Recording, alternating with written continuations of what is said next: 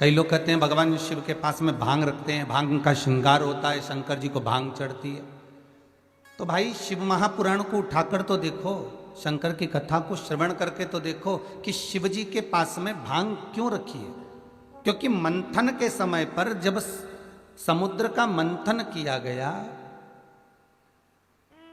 सुमेरु की रई बनाकर, शेषनाग की नेति बनाकर, कच्छप भगवान की पीठ पर उस रई को रखकर जब मंथन का क्रम प्रारंभ किया गया, तो उस मंथन में सबसे पहले जो निकली वो गौ माता निकली।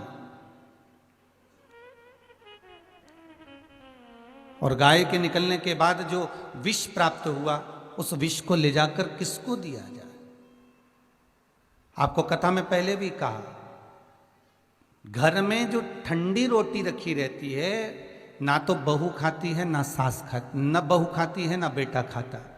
बहू सोचती है कि मैं अपने पति को क्यों खिलाऊं, ना पति खाएगा ना बहू खाएगी।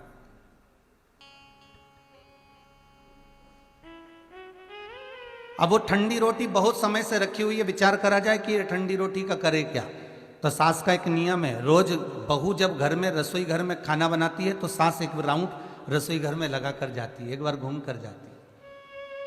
सास को रसोई घर से कोई दिक्कत नहीं है कि बहू क्या कर रही है, क्या बना रही है, उससे तकलीफ नहीं है। सास को यह देखना है कि रोटी कितनी बची,